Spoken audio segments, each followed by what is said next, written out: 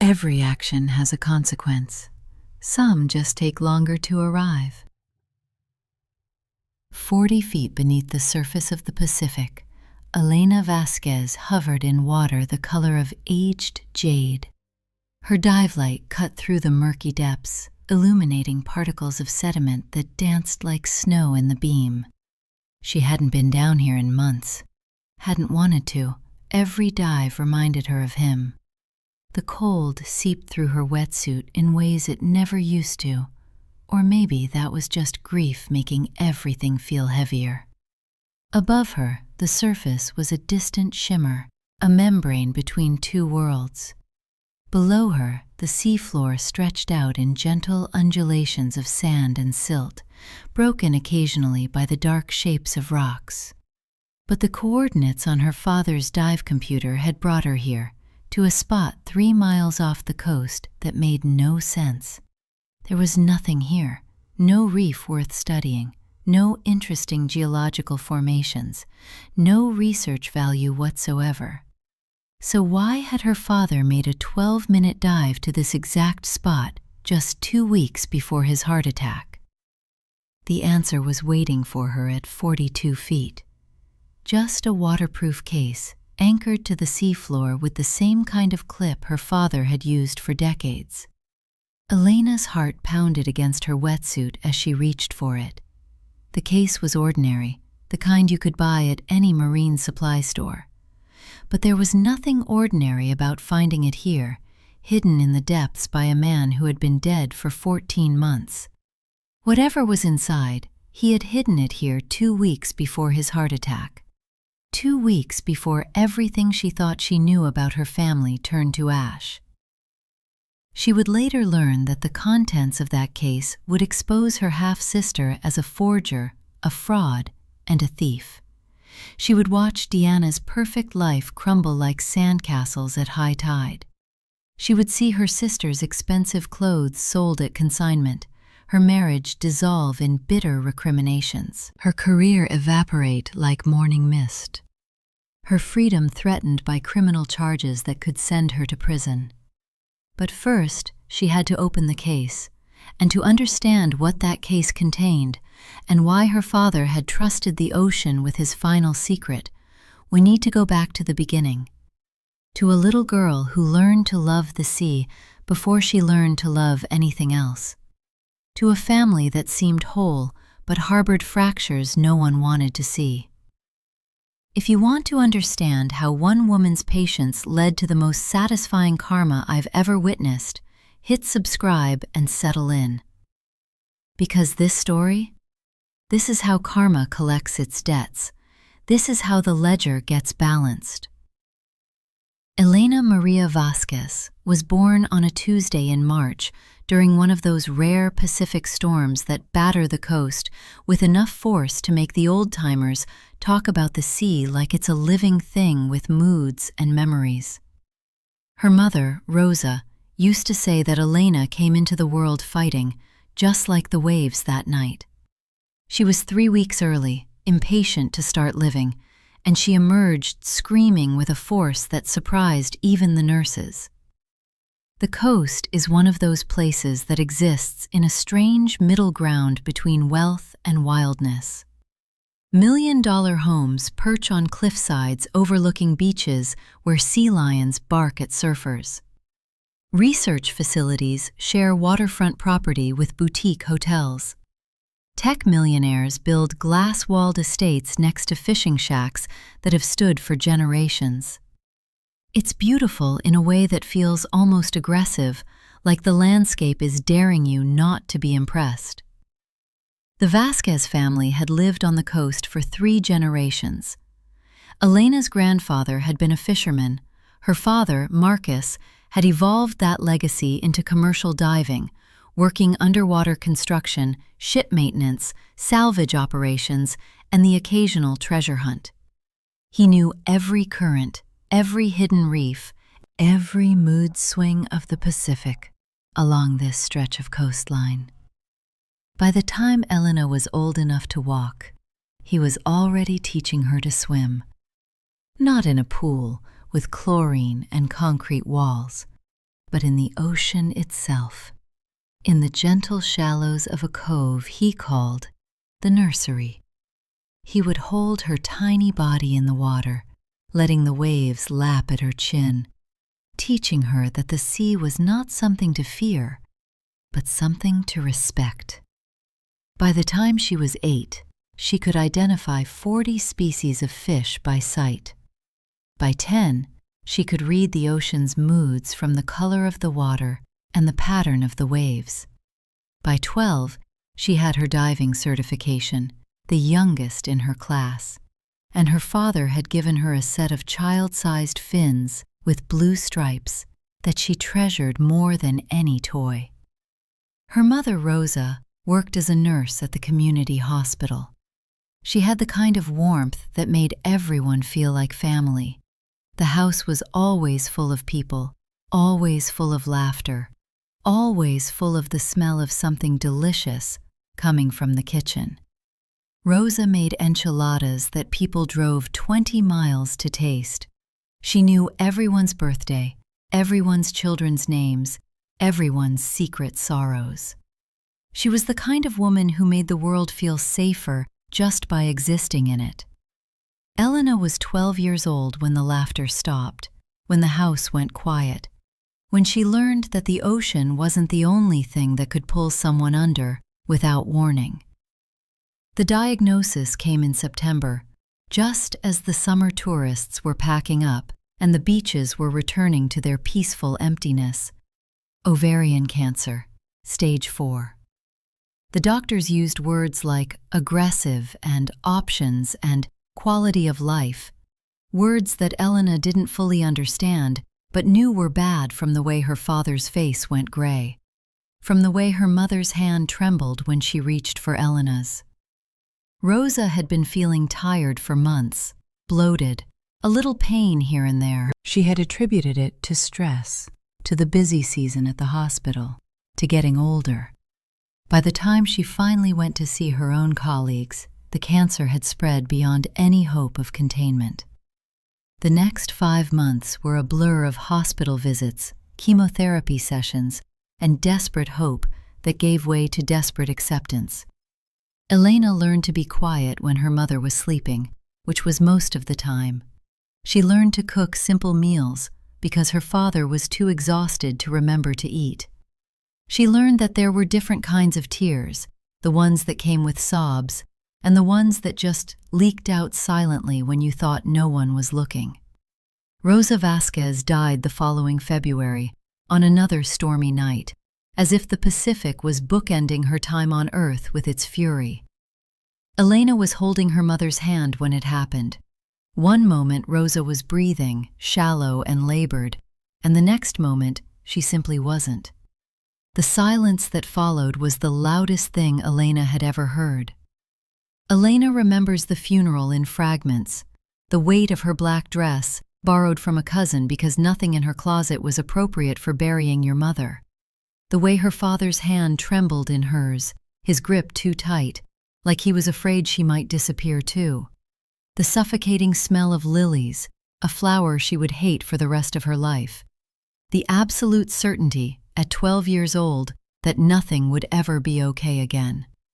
She remembers standing at the edge of the grave, watching the casket lower into the ground, and thinking that it didn't make sense. Her mother was supposed to be organizing bake sales and fussing over grades and embarrassing her at school pickup. Her mother was supposed to watch her graduate high school, go to college, get married, have children of her own. Her mother was supposed to grow old and gray and become a grandmother who spoiled everyone with homemade cookies. Instead, there was just a hole in the ground, and a hole in Elena's chest that felt exactly the same shape. For months afterward, Marcus was a ghost in his own house. He went through the motions of living, of parenting, of working, but the light behind his eyes had dimmed to almost nothing. He would stand at the kitchen counter, forgetting why he had come into the room. He would start sentences and lose them halfway through. He would sometimes call Elena Rosa, before catching himself with a wounded look.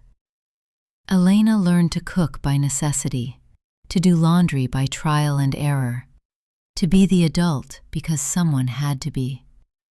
She made sure her father ate, even when he said he wasn't hungry. She reminded him about bills and appointments. She held the household together with the fierce determination of a child who had already lost one parent and was terrified of losing another. The school counselor expressed concern. Teachers sent notes home. Everyone told Elena she was being so brave, so mature, so strong, as if those were choices and not just survival mechanisms. But then, slowly, Marcus came back. It started with the diving. About 6 months after Rosa's death, on a Saturday morning that was too beautiful for the grief that hung over the house, Marcus looked at Elena across the breakfast table and said, "Do you want to go down?" Down, into the water, away from the world. Elena nodded, and they drove to the marina in silence, prepared their gear in silence, slipped beneath the surface in silence. It was their first dive together since the funeral, and neither of them knew what to say. But underwater, they didn't have to talk about Rosa. They didn't have to talk at all. They would just be. Floating in that blue-green silence, watching fish dart between rocks, occasionally pointing out something beautiful to each other. It was therapy without words, healing through salt water and shared wonder. The ocean demanded their attention in a way that nothing on land did. You couldn't think about grief when you were monitoring your air supply, watching your depth gauge, noting the direction of the current. The sea required presence. It pulled you out of your head and into your body. "The ocean doesn't care about your problems," Marcus told her once, after a particularly long dive. They were sitting on the boat, dripping and peaceful, watching the sun set over the coast, painting the water in shades of orange and pink and gold. It just keeps doing what it does.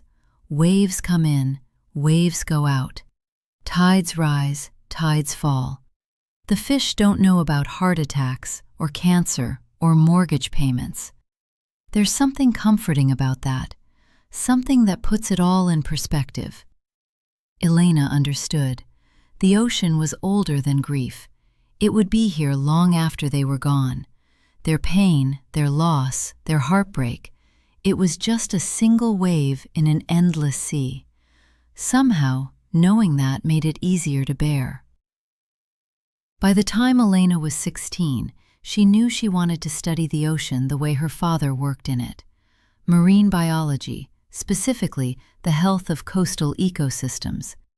She saw what was happening to the reefs, to the kelp forests, to the delicate balance of life beneath the waves. She wanted to understand it scientifically. She wanted to protect it. She threw herself into her studies with an intensity that worried her teachers but made her father proud. While other kids were going to parties and worrying about prom dates, Elena was in the library researching ocean acidification and attending community college lectures on marine conservation. "You've got your mother's brain," Marcus told her, looking at a report card full of A's. "She was the smart one. I just know how to hold my breath." That wasn't true, and Elena knew it. Her father was one of the wisest people she'd ever met. He just didn't measure his intelligence in test scores or academic papers. His wisdom was practical, earned through decades of working in dangerous conditions, reading subtle signs in the water, understanding when to push forward and when to retreat. He had survived situations that would have killed less careful divers. It was during her junior year of high school that Marcus started dating again. Elena had mixed feelings about this. Part of her was happy that her father was rejoining the world of the living. He had been alone for 5 years, and while he had seemed content with their quiet life together, she could see the loneliness in him sometimes. The way he lingered at the dinner table after they finished eating, as if waiting for someone who wasn't there. But another part of her felt like he was betraying Rosa's memory, like he was trying to replace her mother, to paper over the hole she had left.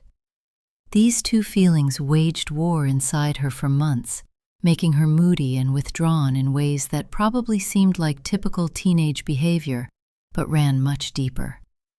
Vivian Howard was a widow herself, 5 years younger than Marcus, with a daughter named Deanna who was 4 years older than Elena. She worked as the front desk manager at a boutique hotel in town and had the kind of effortless charm that made people like her immediately.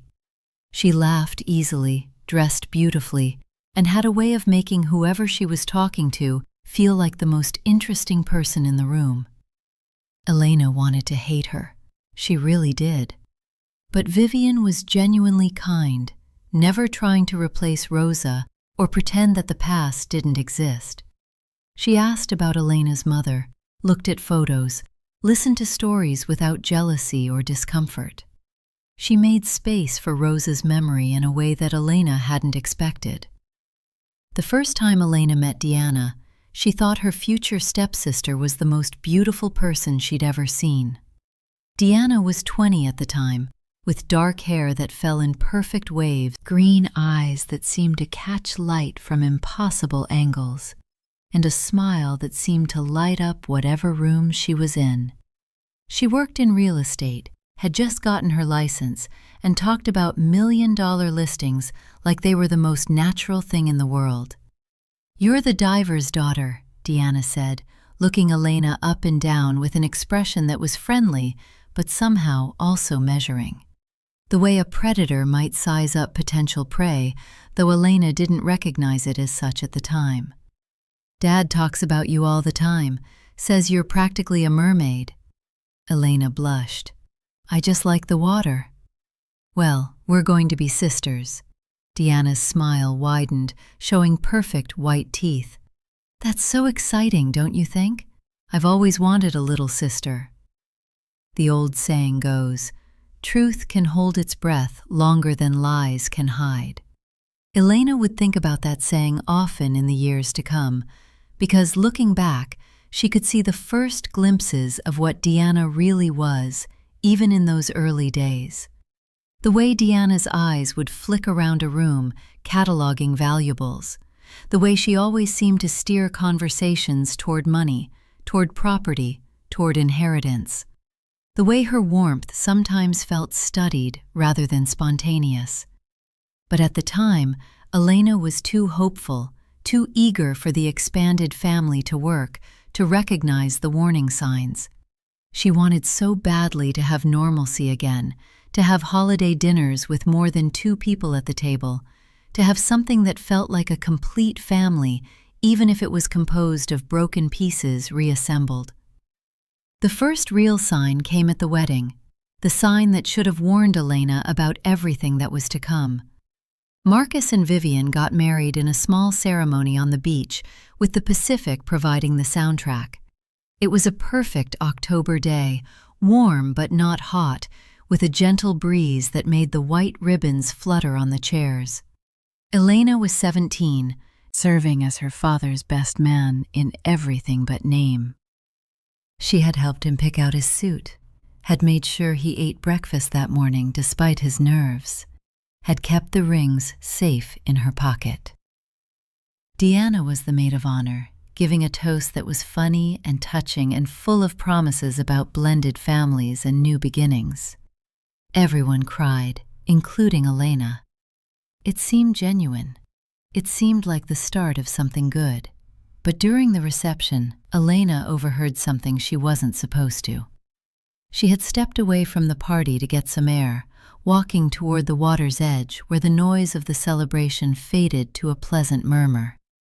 The sun was setting, painting the sky in dramatic reds and oranges, and Elena wanted a moment to process everything, to think about how her mother would have felt about this day. She could hear voices around the corner of a rocky outcropping, and she recognized Deanna's laugh, high and bright, but with an edge to it that Elena hadn't heard before. "Honestly, the house alone is worth close to $2 million, Deanna was saying to someone.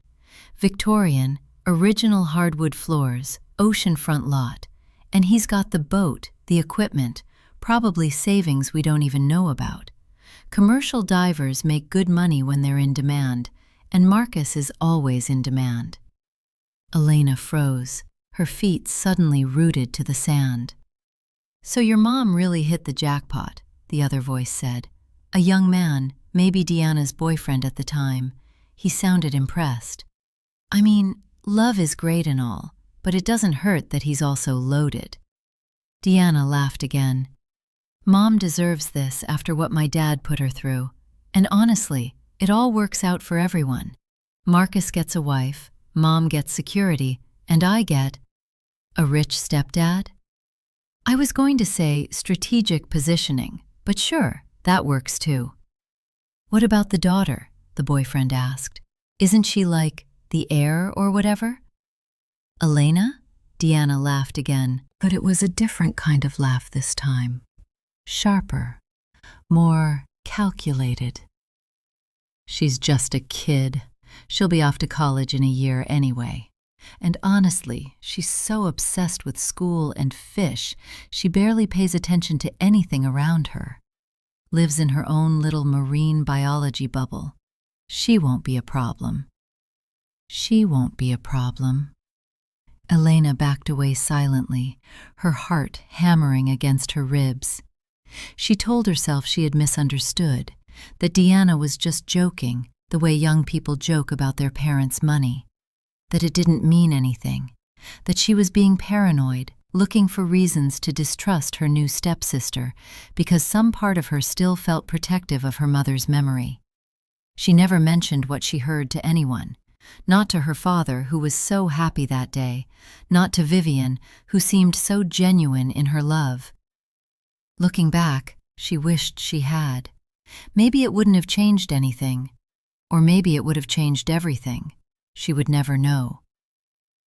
The next few years passed in a blur of college applications, acceptance letters, and the bittersweet process of leaving home. Elena was accepted to the marine biology program at Stanford with a full scholarship, a fact that made Marcus cry actual tears of pride. Your mother would be so proud, he said, holding the acceptance letter like it was made of gold, like it might disappear if he blinked. God, she would be so proud. My baby girl going to Stanford, a Vasquez at Stanford. Vivian was supportive too, in her way. She helped Elena pack, gave her spending money from her own savings, made sure she had everything she needed for dorm life. Whatever Deanna's motivations might have been, Vivian seemed genuine in her affection for her stepdaughter. She wasn't trying to replace Rosa. She was just trying to add to the family that remained. Deanna, by this point, had stopped pretending quite so hard. The little comments started during Elena's senior year of high school. Tiny barbs disguised as questions or observations. Remarks about how nice it must be to have your education paid for when some people had to work for everything they got. Questions about whether Elena was really going to leave her father alone so soon after losing Rosa, as if Elena's pursuit of education was somehow a betrayal. Observations that Stanford was very far away, wasn't it? Almost like Elena was trying to escape from her family. She's jealous, Marcus said once, when Elena mentioned these comments. They were sitting on the deck after dinner, watching the sunset the way they always did. She didn't go to college, and I think she regrets it. Don't take it personally. It felt personal, Elena said quietly. Deanna's had a harder life than you might think. Her father left when she was young, and money was always tight. She had to grow up fast, start working early. People who've had to fight for everything sometimes resent people who seem to have it easier. Marcus put his hand on Elena's shoulder. Give her time, she'll come around. Elena wanted to believe him, so she did. And now, if Elena's story is hitting close to home, hit that like button. Let me know in the comments if you've ever had a family member whose true colors took years to show. Sometimes just knowing you're not alone in that kind of experience, it helps. College was everything Elena had hoped for and more. She threw herself into her studies with the same intensity she'd applied to high school, but now she was surrounded by people who shared her passion for the ocean. Her professors noticed her dedication and began involving her in research projects. Her classmates became her friends, fellow travelers on the same journey of discovery. She found a home in the laboratory and the library and the cold waters of Monterey Bay, where she did her field research. She spent hours in wetsuits, collecting samples, monitoring kelp forests, tagging marine life. The water here was different from home, colder, with different currents and different creatures, but it was still the ocean. It still felt like sanctuary. She came home for holidays and summers, of course. Marcus would pick her up at the airport, standing by baggage claim with a hand-lettered sign that said, "World's Best Marine Biologist," even though she was just an undergraduate. They would fall back into their old rhythms immediately, diving together, eating dinner together, talking about everything and nothing. But during these visits, she noticed changes in the household. Deanna was more present now, much more present. She came for dinner at least twice a week, sometimes more. She called Marcus Dad with an ease that made Elena's teeth clench, though she told herself she was being petty. She had opinions about everything, about the house, about Marcus's hobbies, about how he spent his money, about what renovations might increase the property value. "You should really think about retirement," Deanna said during one dinner when Elena was home for Christmas break. "You're not getting any younger, Dad. All that diving can't be good for your heart. Have you talked to your doctor recently?" "I'm 58, not 80, Marcus laughed, waving away the concern. "And the day I stop diving is the day they put me in the ground." Elena caught something then, a flicker across Deanna's face, there and gone so quickly she almost missed it. Something that looked almost like calculation, almost like anticipation. She pushed the thought away, told herself she was being paranoid, that she was looking for reasons to dislike her stepsister, because some childish part of her still resented having to share her father, her home, her memories. But the ledger of small moments was growing. Each instance was minor on its own, easily explained, easily dismissed. But together, they formed a pattern that Elena was starting to recognize, even if she wasn't ready to name it. And karma, as they say, remembers every detail. Elena's academic career flourished. She completed her undergraduate degree with honors, published her first paper as a co-author with her advisor, and was accepted into a prestigious PhD program at the same institution. Her doctoral research focused on the impact of climate change on coastal kelp forests, a topic that combined her love of diving with her concern for conservation. It was painstaking work, requiring hours of diving in cold waters, meticulous data collection, and the kind of patience that most people didn't have. Elena had inherited that patience from her father. She could spend 3 hours underwater documenting a single ecosystem, noting every species, every interaction, every subtle change from the previous survey. "You're going to be famous someday," Theo Washington told her during her 3rd year of the program. Theo was a coral reef specialist from Florida, tall and soft-spoken, with a dry sense of humor that matched Elena's own. They had met at a conference and discovered they would be working at the same research station for the summer. "I don't want to be famous," Elena said. "I just want to understand what's happening and maybe help fix it." "Spoken like a true scientist," Theo grinned. "We're all naive idealists until the grant funding runs out." They became fast friends, spending long hours discussing research, sharing meals, and commiserating about the politics of academic funding. Theo was the first person since her father who seemed to truly understand Elena's quiet intensity, her preference for action over words, her deep and abiding love for the ocean. She moved back to the coast after completing her doctorate, taking a position at the Coastal Research Institute, a small but respected facility that studied everything from whale migration patterns to microplastic pollution. It wasn't the most prestigious placement she could have gotten, but it was home. And after 7 years away, home had a pull she couldn't resist. Her father was thrilled to have her close again. "I know it's selfish," Marcus admitted, helping her move into her tiny apartment near the research station.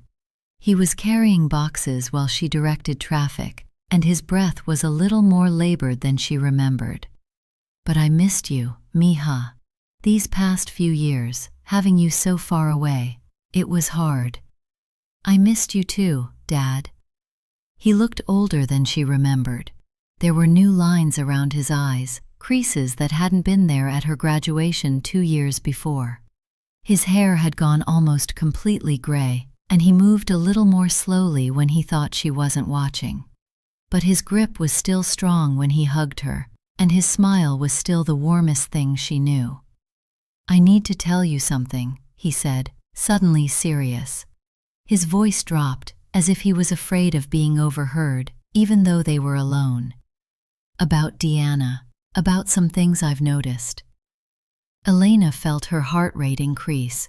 Finally someone else was seeing what she had seen for years. "What things?"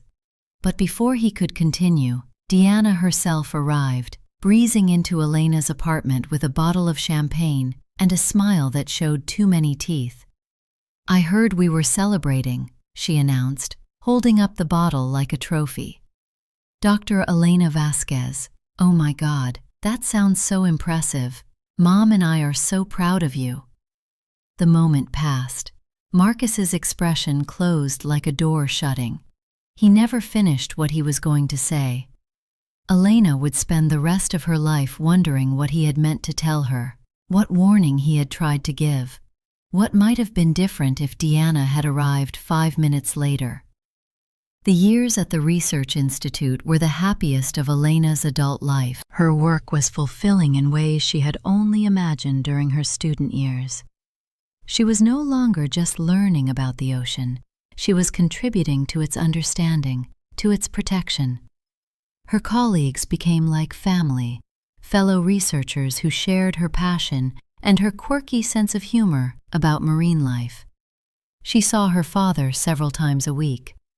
They still dived together on weekends, though Marcus was slowing down, his joints protesting the cold water more than they used to.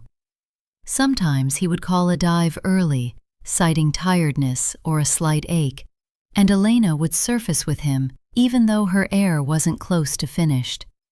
She never made him feel bad about it. She understood that bodies aged, that the ocean demanded more than older bodies could always give. Dr. Theo Washington joined the Institute in Elena's 3rd year there. Their summer friendship at the conference had evolved into a long-distance professional relationship of emails and paper collaborations. And when the coral specialist position opened up, Elena had been the first to recommend him. "I don't understand your sister," Theo said one afternoon, after Deanna had stopped by the Institute to visit Elena. The visit had consisted of Deanna talking loudly about her latest $1 million sale while barely acknowledging Elena's actual work. She had made comments about the quaint facilities, the sweet researchers, the adorable projects they were working on, as if everything about Elena's life was somehow amusing to her. "Half-sister," Elena corrected automatically.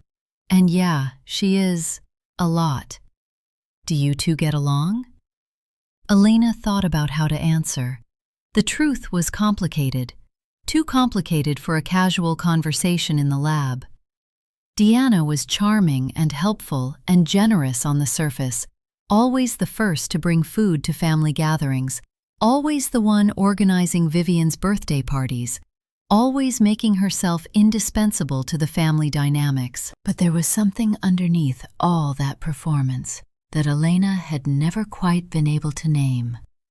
Something cold, something calculating, something that made Elena check her drink at family parties when Deanna was watching, though she couldn't have explained why. "We're civil," Elena finally said.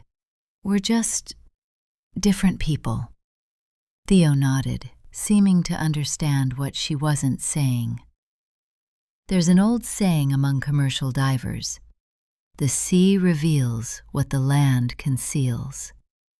It means that underwater you can't hide, you can't fake competence. The ocean strips away pretense and shows you exactly who you are, what you're made of, whether you can stay calm when things go wrong. Land is full of masks and performances. The ocean has no patience for either. Elena had lived her life by that principle. She valued authenticity, directness, people who said what they meant and meant what they said. What she didn't yet know was that her father had applied that same principle to his final months of life, hiding truth in the sea, because only the sea could be trusted to keep it safe. Marcus turned 65 in a blur of cake and presents and family that felt, for once, genuinely happy. The birthday party was held at the family home, the Victorian with the oceanfront lot, and half the town seemed to show up. Commercial divers Marcus had worked with for decades, scientists from the Research Institute, neighbors who remembered when he was just a young man taking over his father's business. Children of those neighbors, now adults with children of their own. Elena gave him a new dive computer, top of the line, with GPS logging and enough memory to record 1,000 dives. It was the most expensive thing she had ever bought, and she had saved for months to afford it. "So you never forget where the good spots are," she joked, handing him the box. Marcus's eyes went bright with emotion. He opened the box, looked at the device, and when he looked up at Elena, his face was wet. "I love it, Mija. I love it. This is—" He couldn't finish. He just pulled her into a hug and held on like he was afraid to let go. He used that dive computer every week for the next 2 years, logging location after location, building a digital map of his favorite underwater places. The reef where the sea lions liked to play, the cove where octopuses hunted, the deep water where he swore a whale once passed close enough to touch. Elena didn't know it then, but one of those logged locations would eventually save everything. The phone call came on a Tuesday morning, while Elena was in the middle of a dive briefing at the research station. Her phone buzzed in her bag, then buzzed again, then buzzed a third time. She ignored it, focused on the whiteboard diagram she was explaining to her assistant researchers. Then it buzzed a fourth time, and a fifth. She excused herself, stepping out of the briefing room with a murmured apology, checking her messages with the mild annoyance of someone who expects spam or a delivery update, or maybe a "running late" text about lunch plans. It was Vivian. 5 missed calls, 2 voicemail messages. Elena listened to the first voicemail in the parking lot, her dive bag still over her shoulder, Theo watching her from the building doorway with growing concern as her face went white. "Elena, honey, you need to come to the hospital." Vivian's voice was trembling, barely controlled panic bleeding through the careful words. "It's Marcus. There was a heart attack. He was walking on the beach this morning and he just collapsed. Some surfers saw him fall. They called 911. The paramedics are working on him now, but they're doing everything they can, but—" The message ended there. Elena couldn't breathe, couldn't think, couldn't move. She listened to the second voicemail, recorded 20 minutes later. "Elena, where are you? Please call me. Please come. It's..." "It's not looking good, honey. The doctors. Please just come." Marcus Vasquez died at 2:47 p.m. that afternoon, with Elena holding one hand and Vivian holding the other. He never regained consciousness.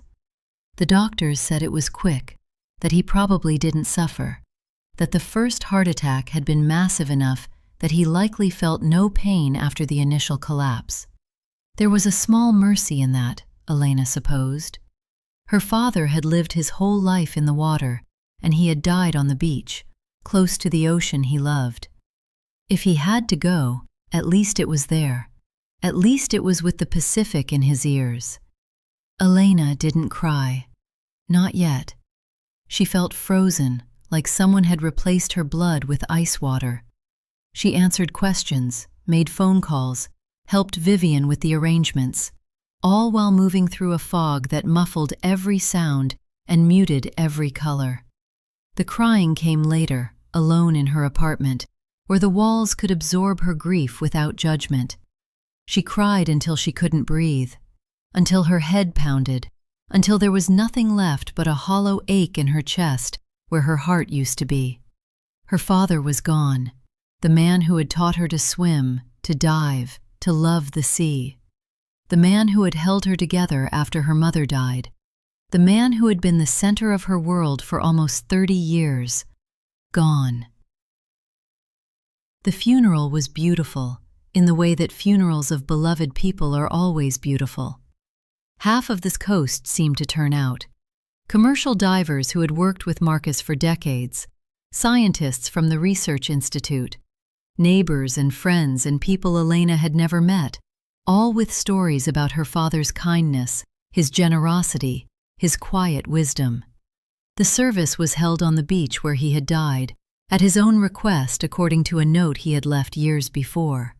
The sun was setting as the last eulogies were given, painting the water in the same colors that Elena and Marcus had watched together so many times. Deanna gave a eulogy that made everyone cry. She talked about how Marcus had become the father she never had, how he had believed in her when she was struggling in her career, when her sales weren't coming through, when she doubted herself. How much she would miss Sunday dinners and his bad jokes and the way he always knew exactly what to say when she was down. Listening to it, Elena felt a twist of something ugly in her stomach. Not quite jealousy, not quite anger, something more like suspicion. The eulogy was beautiful, yes, but it was also polished, too polished, rehearsed, like Deanna had been practicing for this moment, maybe even looking forward to it. Elena pushed the feeling away. Grief does strange things to people. She was probably just being unfair. Probably looking for someone to blame because she couldn't blame the universe. Probably. The reading of the will was scheduled for 10 days after the funeral at the office of Daniel Reeves, the attorney who had handled Marcus's legal affairs for 20 years. Elena knew Reeves slightly. He had handled the paperwork for her diving certifications when she was a teenager, and he always asked about her research when they crossed paths in town. Elena dressed carefully that morning, in a black dress that still smelled faintly of the funeral flowers. She didn't know what to expect from the will. Marcus had never discussed specifics with her, just mentioned once, years ago, that he had taken care of things and that she shouldn't worry. She had assumed that meant she would inherit the house, eventually. It had been in the Vasquez family for 3 generations. She had grown up there. Her mother's memory lived in those walls. But she had never thought much about the details. Death and inheritance had seemed abstract, distant, things that happened to other people's families. Deanna arrived at the office first, which surprised Elena. Her half-sister was usually fashionably late to everything, sweeping in with apologies that never quite sounded sincere. But today Deanna was early, already seated when Elena entered, her expression a careful mask of grief.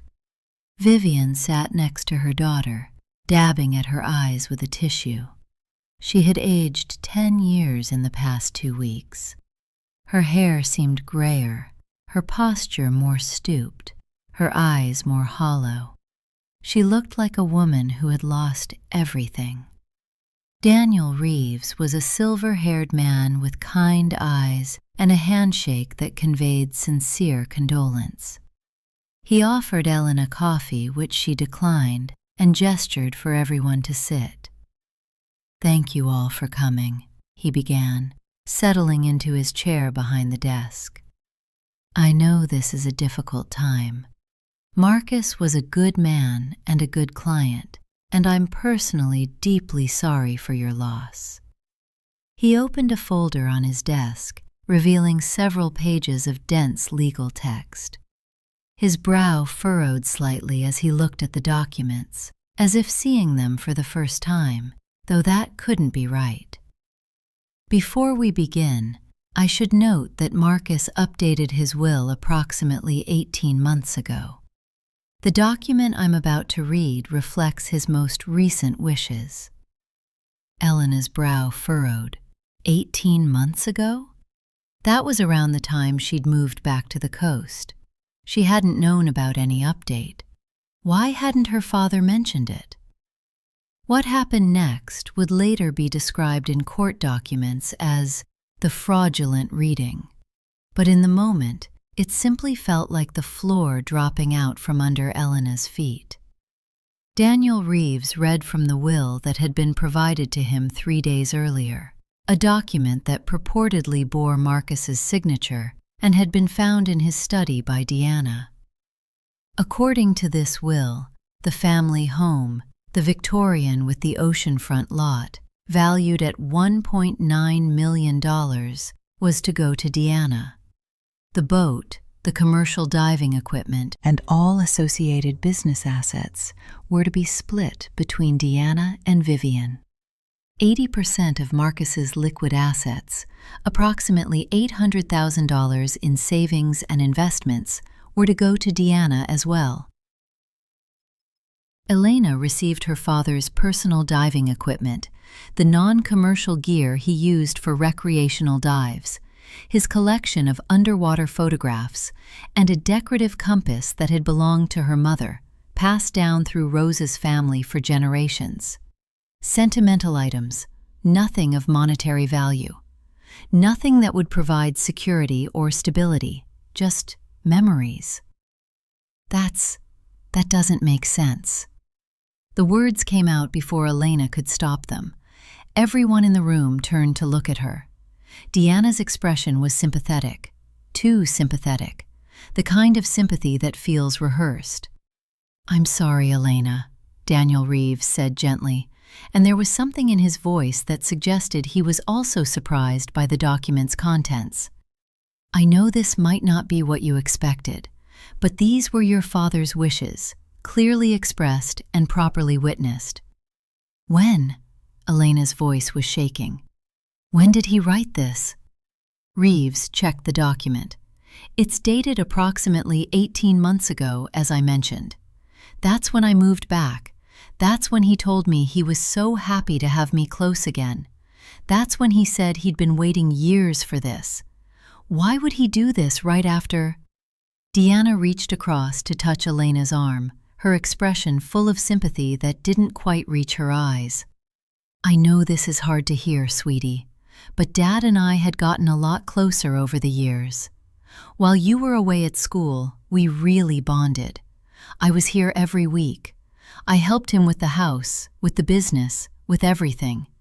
He told me he wanted to make sure I was taken care of because I stayed here with him, because I was present when he needed someone." Elena pulled her arm away like she'd been burned. "This isn't right. He would never do this. He would never cut me out like this. Not after everything we've—" "Elena," Vivian's voice was soft but carried a note of reproach. "I know this is painful, but we need to respect Marcus's final wishes. He loved you very much. The things he left you, they have sentimental value. The photographs, the diving equipment, those were precious to him. He wanted you to have the things that meant the most." Elena looked around the room. at Daniel Reeves, whose expression was compassionate but firm, bound by the document in front of him, at Vivian, who seemed genuinely bewildered by Elena's reaction but unwilling to question her own daughter, at Deanna, whose sympathetic mask didn't quite reach her eyes, whose body language was too relaxed for a woman who had just inherited millions. "I want to see the original document," Elena said, her voice steadier now. "I want to have it analyzed by an independent expert." The silence that followed was heavy with unspoken accusations. "Elena," Deanna said carefully, her voice taking on a wounded quality, "I understand you're upset, but are you really suggesting that I somehow forged our father's will? That's a very serious accusation. That's actually a crime, what you're implying." "I'm not accusing anyone of anything. I'm saying this doesn't make sense. Dad would never cut me out like this. Not after everything we've been through. Not after Mom died. Not after he taught me everything, took me diving every weekend, helped me through college, through my PhD, through everything. This isn't him. This isn't what he would want." "Maybe you didn't know him as well as you thought." Deanna's voice had hardened, just slightly. The sympathy was slipping, something colder was showing through. "Maybe spending 7 years away at school, not being here, not helping with day-to-day things, maybe that affected how he saw you. Maybe he felt abandoned." The words hit Elena like physical blows, because there was a kernel of truth in them, wasn't there? She had been away for years. She had chosen Stanford over proximity to her father. She had prioritized her career over family holidays, missing Thanksgiving here, cutting a Christmas visit short there, always with valid excuses, but excuses nonetheless. Had Marcus really felt abandoned? Had he really decided that Deanna, for all her faults, was the more devoted daughter? Had Elena's pursuit of her dreams cost her everything? Elena stood up on shaking legs. I need some time to process this." She left the office without another word, feeling their eyes on her back the whole way. She made it to her car before the tears came, but they weren't just tears of grief anymore. They were tears of confusion, of betrayal, of something that felt like the foundations of her reality crumbling beneath her feet. The family intervention came 2 weeks later. Elena had spent those 14 days in a fog of grief and confusion. She had tried to research the will, but Daniel Reeves was legally bound by the document he'd been given. She had called him 3 times with questions, and each time he had sounded uncomfortable, sympathetic, but ultimately helpless. "I understand your concerns, Elena," he said during their last conversation. "But the document is properly executed. It has witnesses. It's notarized. Unless you can prove it's not genuine, my hands are tied." "How would I even prove that?" "You would need to hire your own attorney and challenge the will in probate court. It's a long process, expensive, and," he paused, "and frankly, it can tear families apart." Elena had thanked him and hung up, feeling worse than before. She had tried to remember any conversation with her father that might explain this outcome, but nothing made sense. Every memory she had of Marcus suggested he would never do something so hurtful. He had supported her education. He had been so happy when she moved back. He had talked about the house as if it would always be there for her, as if it would always be home. But grief is a terrible thing. It makes you doubt yourself. It makes you wonder if you really knew someone as well as you thought. It makes you vulnerable to the manipulations of people who want you to doubt, and Deanna, it turned out, had been preparing the ground very carefully. The intervention, because that's what it was organized with characteristic efficiency. Deanna arranged for a family meeting at Vivian's house, inviting cousins and aunts and uncles that Elena rarely saw. Extended family members from her father's side, people who had been at the funeral, people who had known Marcus but didn't really know Elena. Deanna framed it as a chance to come together as a family during this difficult time, to support each other, to work through this transition together.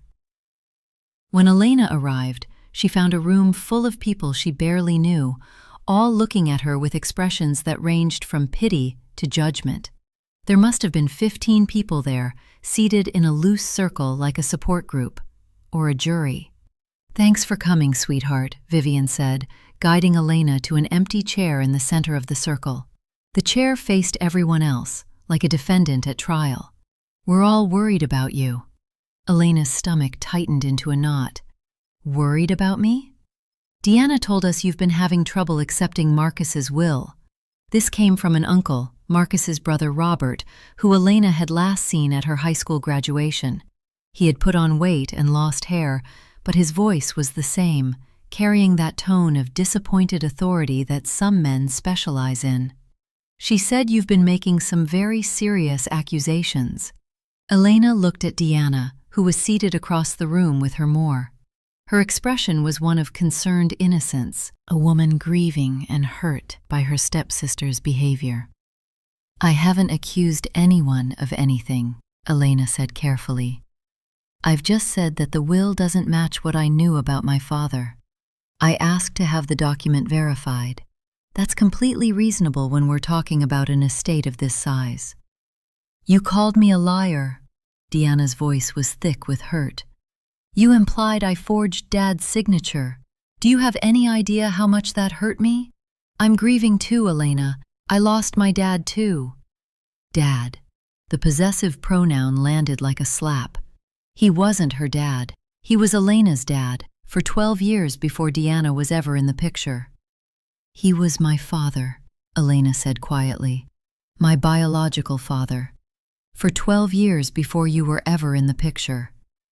The room erupted. Voices overlapped, accusations flying from every direction. Elena was called bitter, ungrateful, greedy.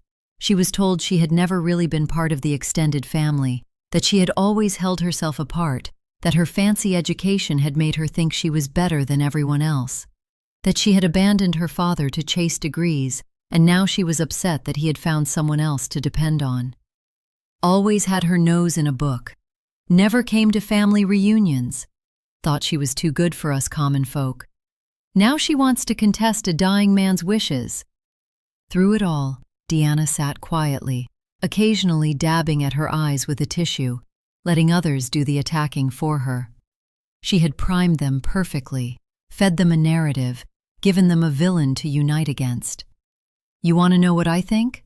Uncle Robert leaned forward in his chair, his face flushed with emotion, or maybe just too much blood pressure medication.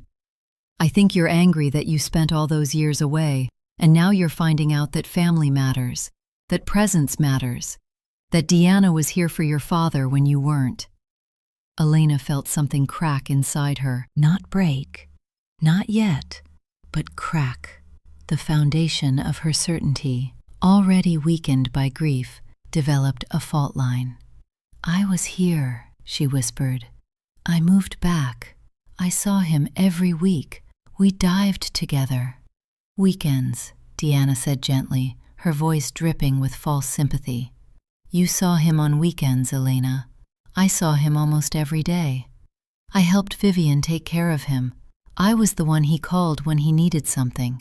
When the roof leaked, when the boiler broke, when he was lonely on a Tuesday night. I'm so sorry that he loved you, but I'm the one he trusted."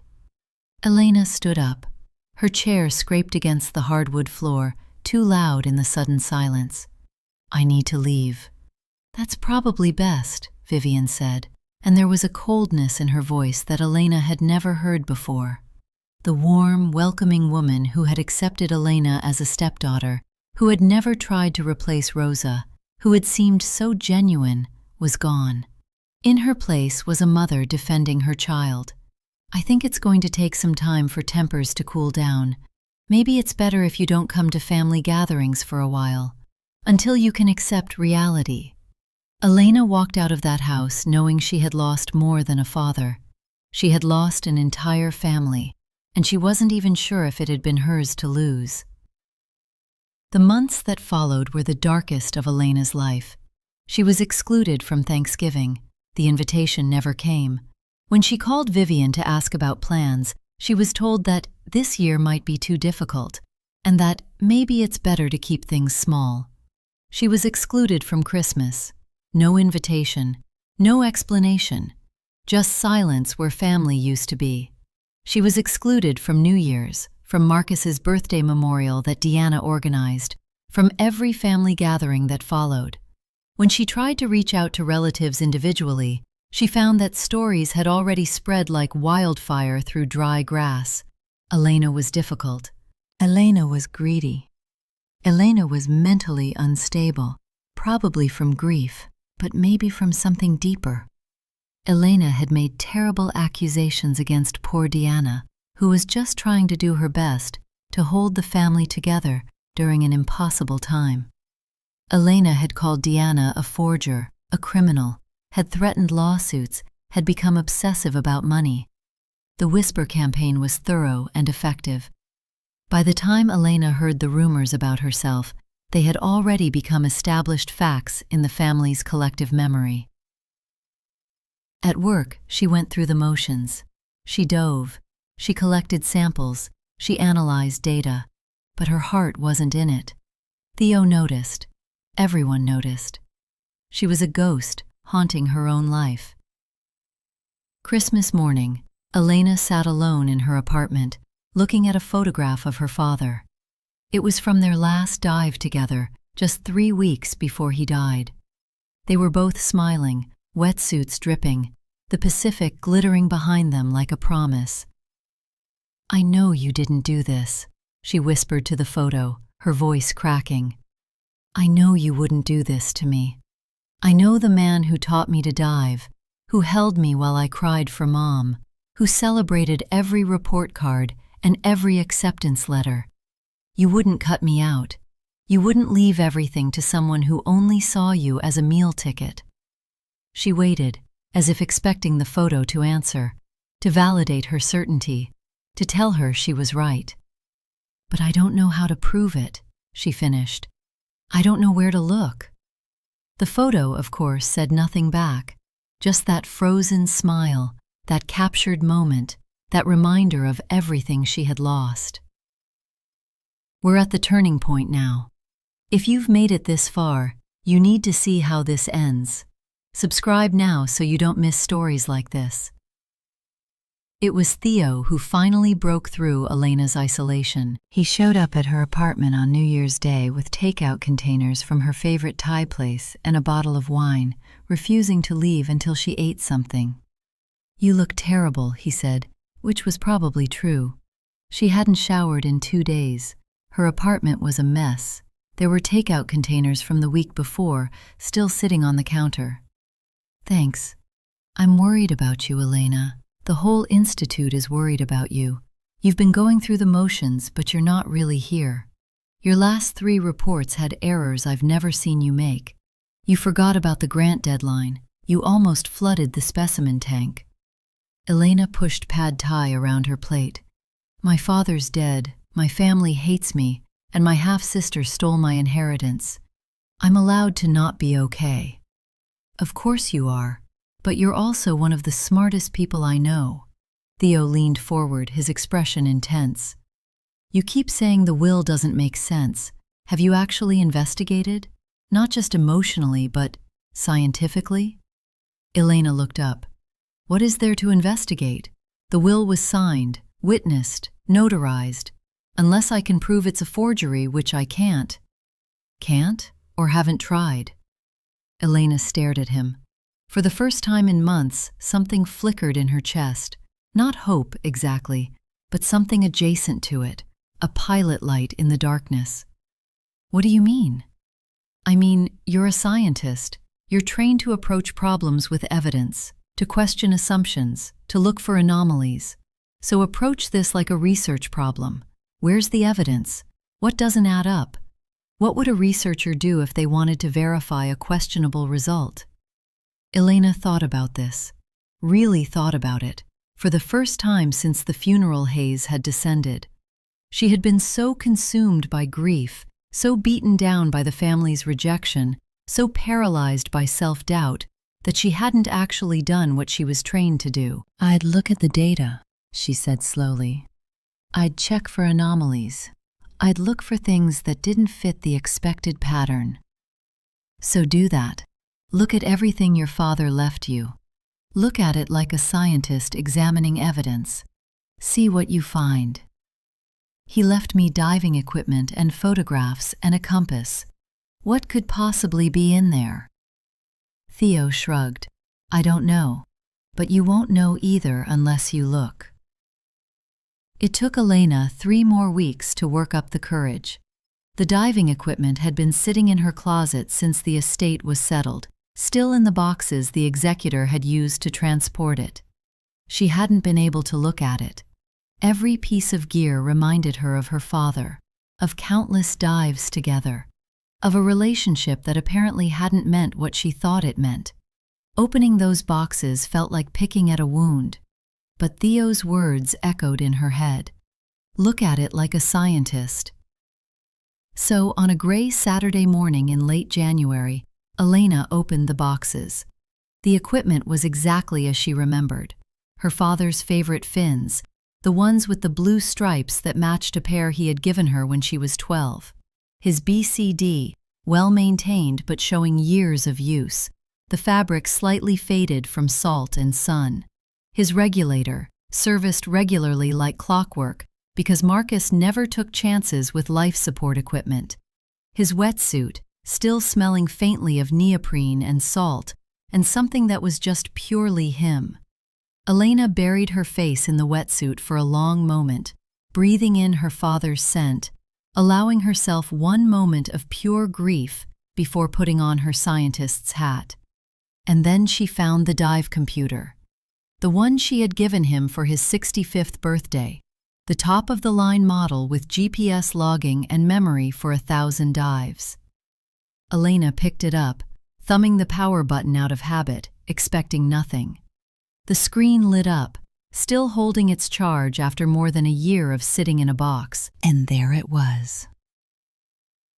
The dive log her father had taken with this computer, meticulously recorded. Dates, times, depths, durations, water temperatures, and most importantly, GPS coordinates. Elena scrolled through the entries. There were hundreds of them, a map of her father's final years painted in data points.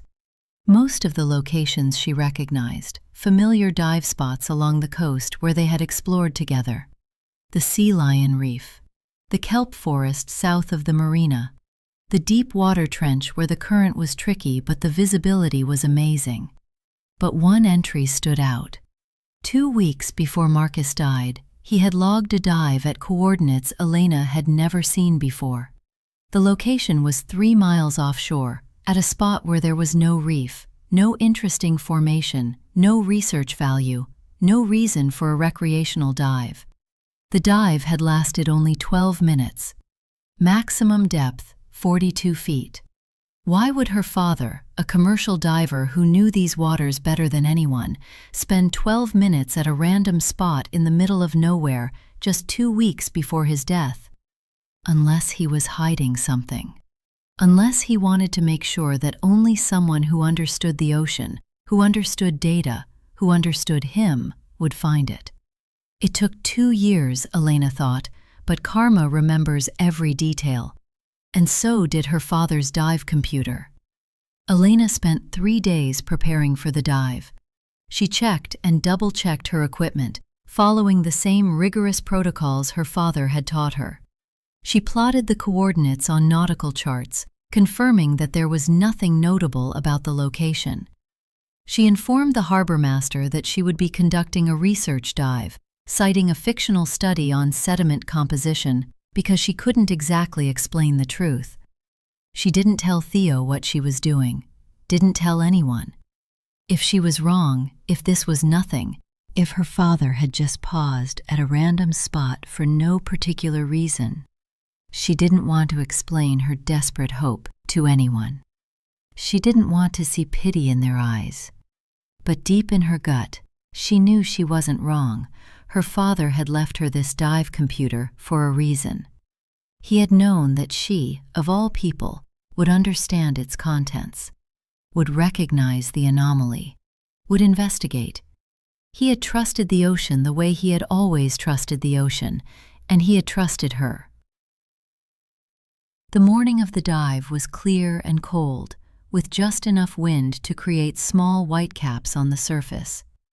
Elena anchored her boat at the coordinates from her father's log, checked her equipment one final time, and rolled backward into the Pacific. The water was cold enough to make her gasp, even through her wetsuit. February along the coast was no joke.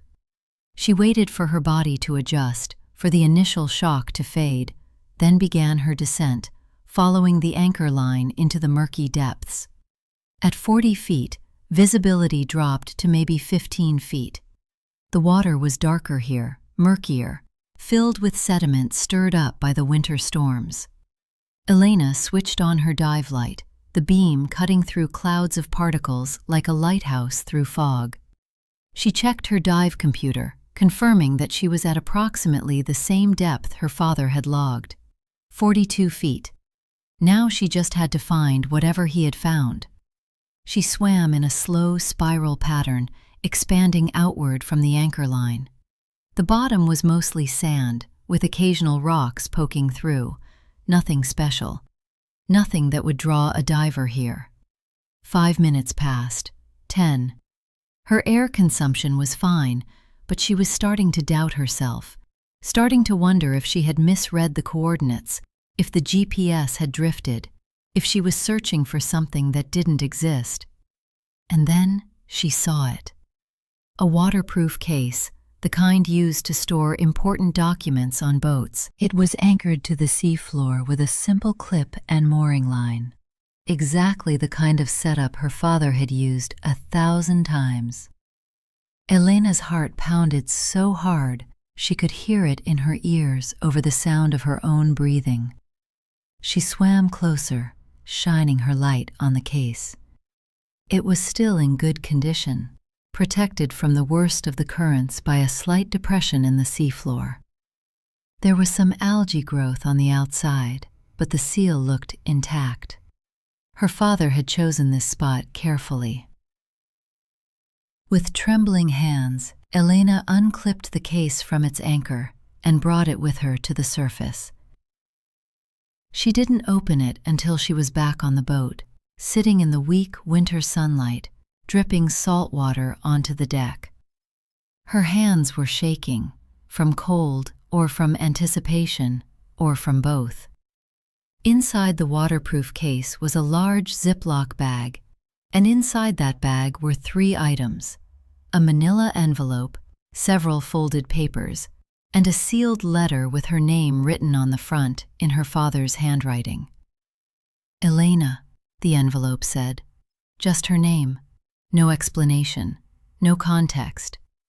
But she recognized the handwriting immediately and felt tears prick at her eyes for the first time in months. She opened the sealed letter first. "My dearest Elena," the letter began. "If you're reading this, then I was right to be worried, and I was right to trust you with this secret. It means that whatever happened after I died, you didn't give up. You kept looking. You found your way to the truth, just like I knew you would. I'm writing this because I'm afraid. Not of dying, though the doctors tell me my heart isn't what it used to be. I'm afraid of what will happen to you after I'm gone. I'm afraid that someone I love is not who she pretends to be, and that you will pay the price for my blindness." Elena had to stop reading. Her hands were shaking too badly to hold the letter steady. She pressed it against her chest, breathing deeply, feeling the cold Pacific wind on her face, forcing herself to continue. "Over the past year, I've noticed things about Deanna that worry me. Private conversations I wasn't meant to overhear.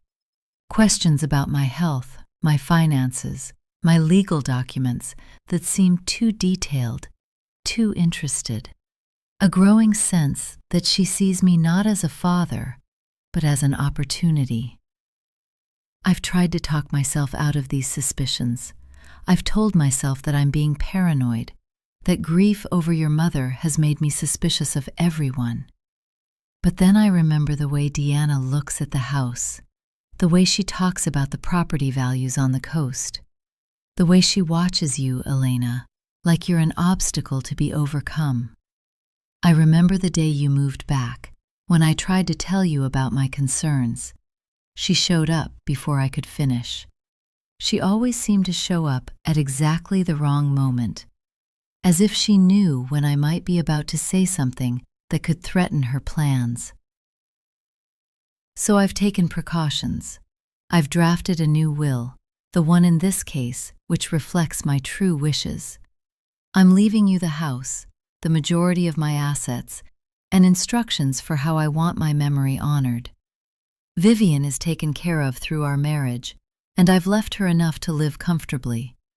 But Deanna receives only a token inheritance, because I know now that her love for me was never real. I've told no one about this will, not even Daniel Reeves, because I don't know who Deanna might have gotten to.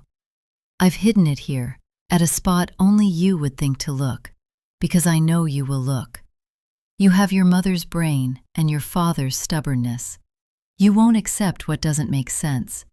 If Deanna tries to substitute a fake will after my death, this document proves my true intentions. It's dated more recently than anything she could produce. It's witnessed by 2 attorneys at a firm in Milford, people who will remember signing it and who have no connection to anyone Deanna knows. It cannot be refuted. I'm sorry, Mija. I'm sorry that I married into a family that wasn't worthy of you. I'm sorry that I believed the best about people who were showing me their worst. I'm sorry that I didn't protect you better while I was alive, that I wasn't brave enough to confront this directly. But I hope this letter and this will gives you the justice you deserve. Always remember, truth can hold its breath longer than lies can hide. Lies need oxygen to survive, constant maintenance, regular reinforcement. Truth doesn't, it just waits. In the ocean, in the depths, in a place where only you would think to look. I love you, Elena, more than I could ever express, more than all the dives we ever took, more than all the stars in the sky, more than the ocean itself. Take care of yourself, and take care of the truth. Your father, Marcus. Elena read the letter 3 times, tears streaming down her face, mixing with the salt water still dripping from her hair. By the 3rd reading, her grief had transformed into something else, something harder, something with edges. She opened the manila envelope. Inside was her father's real will. It was everything he had promised. The house, left to Elena. The boat, left to Elena. 80% of his liquid assets, left to Elena. A generous trust for Vivian's care, administered by Elena. And for Deanna, only what was legally required, a token inheritance of $5,000 and nothing more. The will was dated 6 months before Marcus's death, newer than the version Deanna had produced. It was witnessed by 2 attorneys at a firm in Milford, a town 30 miles away, people who had no connection to Daniel Reeves or anyone in the coast legal community. And finally, there was the evidence. Bank statements showing that Deanna had made inquiries about Marcus's accounts in the year before his death, requesting statements, asking about balances, researching access requirements, draft documents she had apparently discarded, early versions of the forged will with different amounts and different dates. Marcus had found them in the trash and had the presence of mind to save them. Emails to a contact at a printing service, discussing specialty paper and aged ink, asking about techniques for making documents look older than they were. A payment record for $3,000 to a document specialist 3 days after Marcus's funeral. $3,000 for a professional forger. Marcus Vasquez had been investigating his own stepdaughter in the final months of his life. He had gathered proof of her treachery, knowing that his heart might give out before he could confront her. And he had hidden that proof in the one place he knew Elena would eventually look, if she looked at all. The ledger of karma had been balancing quietly in the dark depths of the Pacific, waiting to be found. Waiting for Elena to remember who she was and what she was trained to do. If watching Deanna's face as the truth came out was as satisfying for you as it was for me, leave a comment with karma right now. Because what happened next? That's when the real consequences began. Elena did not confront Deanna. Every instinct in her body screamed to drive to her half-sister's house in the expensive neighborhood she could suddenly afford, to wave the evidence in her face, to watch her perfect mask crumble, to deliver some devastating line she would replay in her mind for years to come. The fantasy was vivid and satisfying.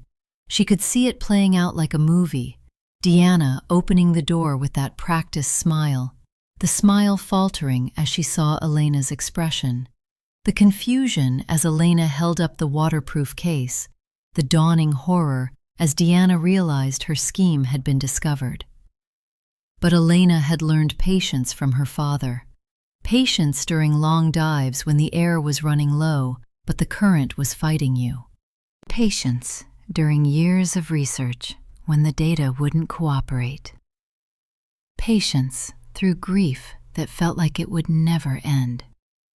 And she knew that emotional satisfaction was worth less than legal victory. Confronting Deanna would give her time to prepare, to craft new lies, to potentially destroy evidence or flee. It would turn the battle into a he said, she said family drama, where Deanna could paint Elena as unstable, grieving, obsessed. It would be her word against Elena's, and Deanna had already proven herself a master of controlling narratives. So Elena did something that went against every screaming nerve in her body, something that required more discipline than any dive she had ever made. She did nothing, at least nothing visible. Instead, she drove to Milford, 30 miles away, and met with an attorney named Grace Chen. Grace was a specialist in probate fraud, highly recommended by Theo's sister, who worked as a paralegal in the state capitol. Grace Chen was a small woman in her 50s with sharp eyes and absolutely no patience for bullshit. She sat behind a desk covered in legal files and listened to Elena's story without interrupting. When Elena finished, laying the waterproof case and its contents on the desk, Grace examined each document carefully, slowly, methodically. Her expression changed from professional interest to barely concealed fury. "This isn't even subtle," Grace said, holding up one of the draft documents. "Look at these early attempts. She literally practiced different versions of your father's signature. You can see her getting better over multiple attempts. And this payment to the document specialist," she shook her head. "This is going to be a very satisfying case to prosecute." "What do I need to do?" Elena asked. "Nothing, at first. The most important thing right now is that you don't tip her off. Don't confront her. Don't tell anyone what you found. Don't change your behavior in any way that might make her suspicious." "That's going to be hard."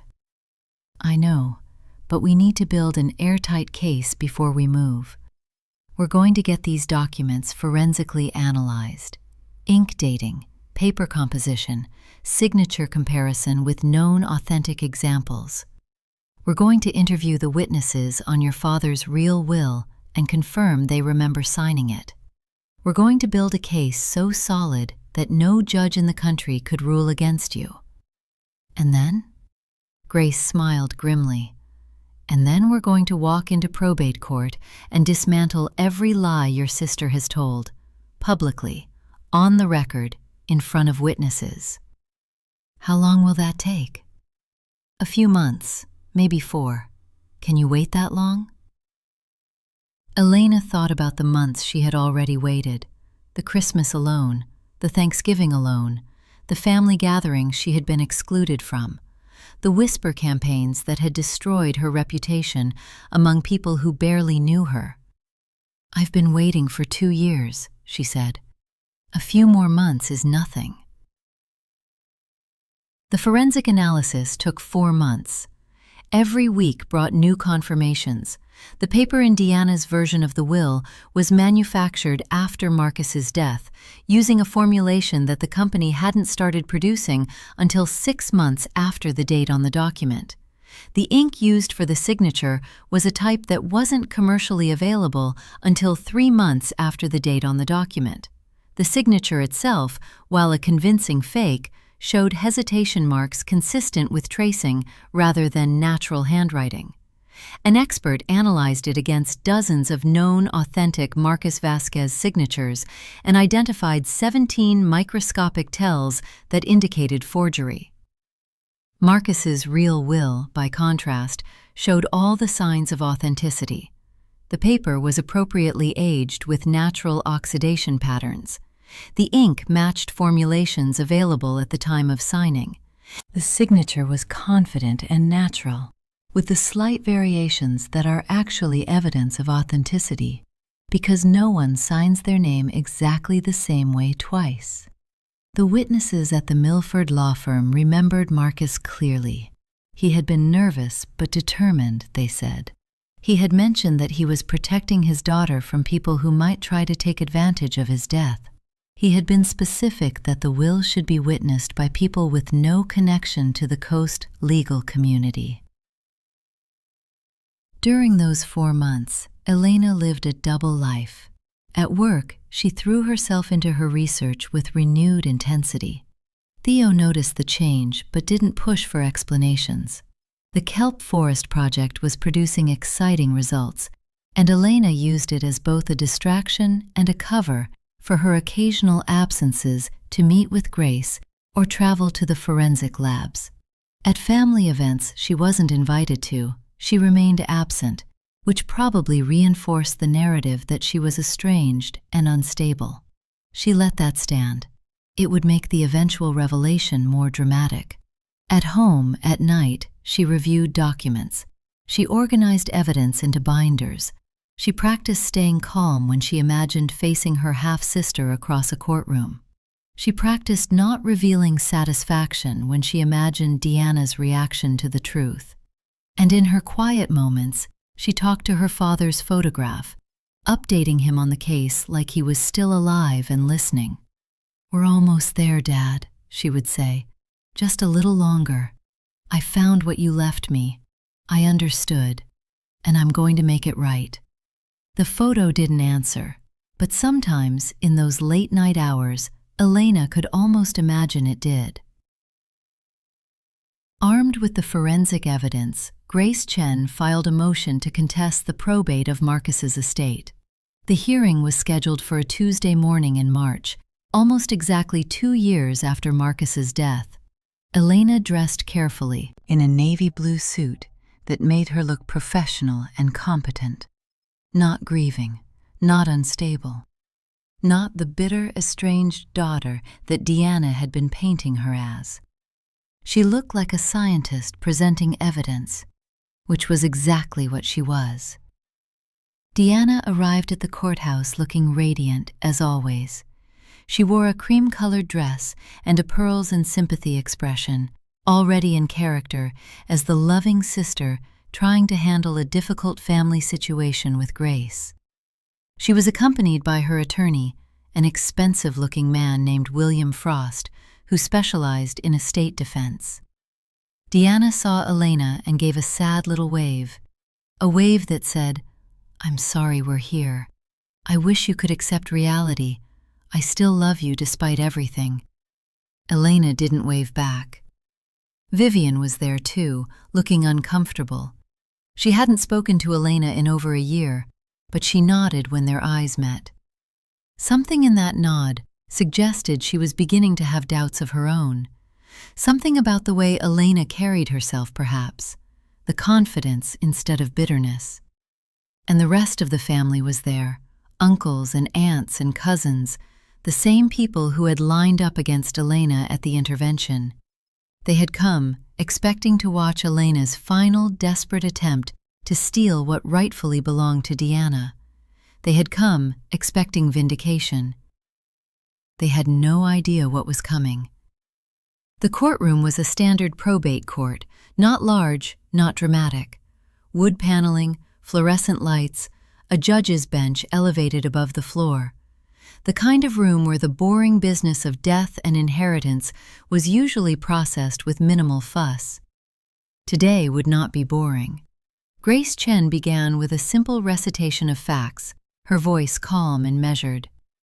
Your Honor, we are here to present evidence that the will currently in probate is a forgery and that the true last will and testament of Marcus Vasquez has been deliberately concealed. A murmur ran through the spectators. The family members shifted in their seats. Several of them looked at Elena with expressions that were beginning to shift from judgment to confusion. Deanna's attorney, William Frost, objected immediately. Your Honor, Ms. Chen is making accusations with no basis in fact. The will in probate is properly witnessed and notarized. These accusations are defamatory and I have documents that will prove otherwise. Grace was utterly calm, utterly unflappable. I also have documents that prove the existence of a later will, one that Mr. Vasquez took extraordinary measures to protect. The judge, a stern-looking woman named Patricia Clark, who had probably seen everything in her decades on the bench, leaned forward with interest. I'm listening. What followed was a methodical demolition of every lie Deanna had told. Grace presented the waterproof case, still smelling faintly of the sea. She presented the GPS logs from Marcus's dive computer, showing when and where he had hidden it. She presented nautical charts, showing there was no other reason anyone would dive at that particular spot. Why would a man hide documents at the bottom of the ocean? Grace asked rhetorically. Because he was afraid of what would happen to them on land. Because he knew his daughter would find them. Because she was the only one who would look. Then came Marcus's letter, read aloud by a court clerk while the room sat in stunned silence. The words filled the space. Elena's father speaking from beyond the grave about his suspicions, his fears, his determination to protect his true daughter from his adopted one. Several family members began to cry as the letter was read. Uncle Robert, who had been so aggressive at the intervention, looked increasingly pale. Grace presented the forensic analysis, with expert witnesses testifying via video conference about the age of paper and ink. She presented microscopic images of the forged signature, pointing out the hesitation marks, the unnatural consistency, the tells that revealed a careful tracing rather than a natural signature. She presented the draft documents that Marcus had recovered from Deanna's trash, early versions of the forged will with different amounts and different dates. The progression was clear. Deanna had been practicing, refining, getting better at her forgery until she felt confident enough to submit the final version. And finally, Grace presented the payment records, bank statements showing a $3,000 transfer to an individual known to law enforcement as a document forger. The transfer had occurred 3 days after Marcus's funeral, exactly when Deanna would have needed to finalize her fraudulent will for submission to probate. Through it all, Elena watched her half-sister. Deanna's expression shifted like weather patterns over the ocean.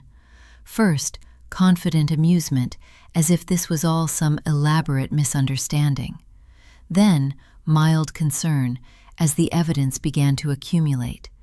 Then, barely concealed panic, as the forensic testimony destroyed any possibility of plausible deniability.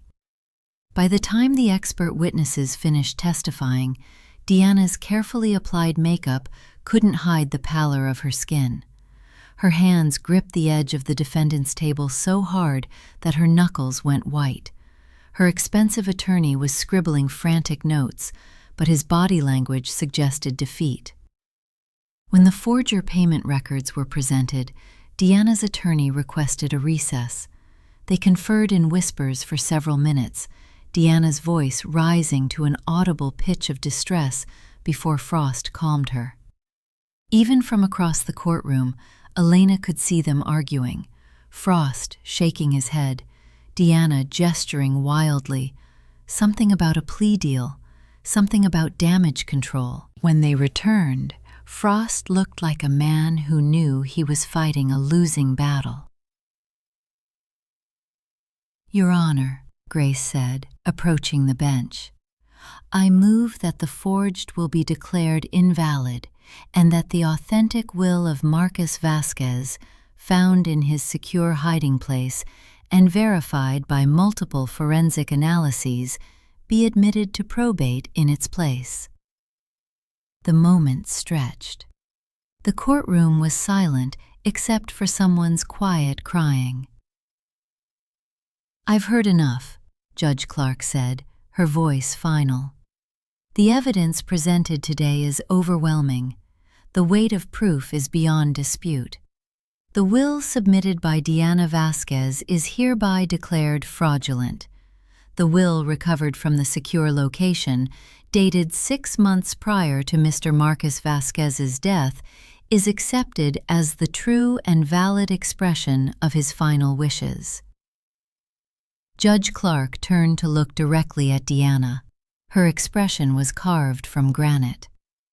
"Ms. Vasquez, I am referring this matter to the District Attorney's Office for investigation of potential criminal charges including forgery, fraud, and attempted grand theft.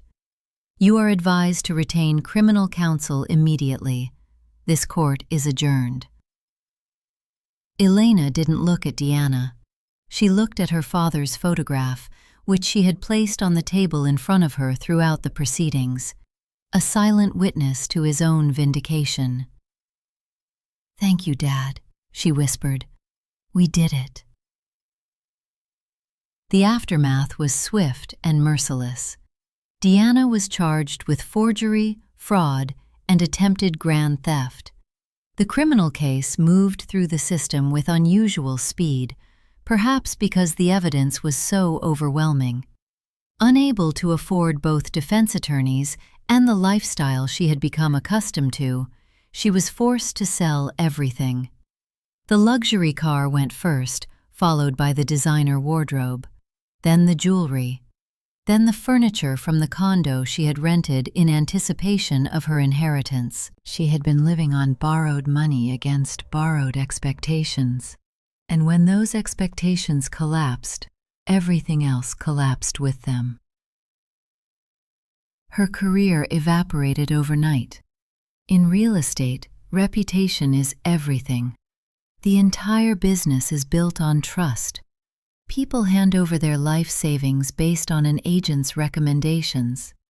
They sign documents worth hundreds of thousands of dollars based on assurances that everything is legitimate. When news of Deanna's arrest spread through the coast, those foundations of trust crumbled.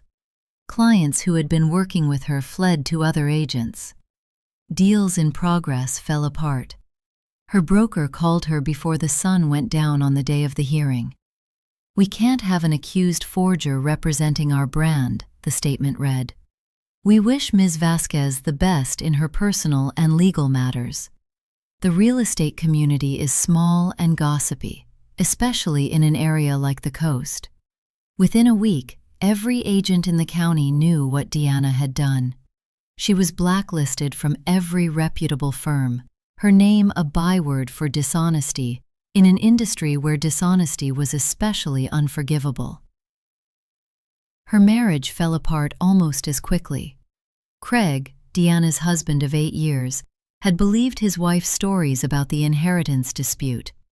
He had supported her through the family drama, thought he understood both sides, assumed that Elena was simply a bitter outsider fighting against a fair distribution.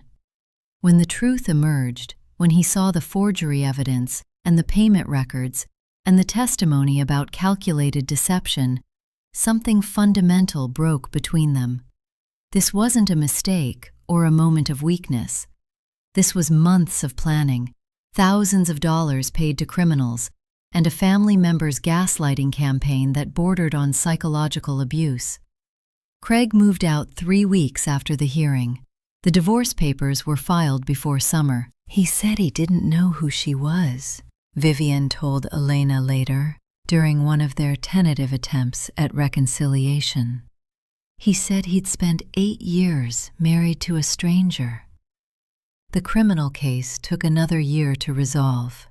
Deanna's lawyers argued for leniency, citing lack of prior record, emotional stress of grief, possible mental health factors. The prosecution argued for maximum sentence, citing the premeditated nature of the crime, the complete absence of remorse even after being caught, and the deliberate gaslighting campaign against an innocent family member.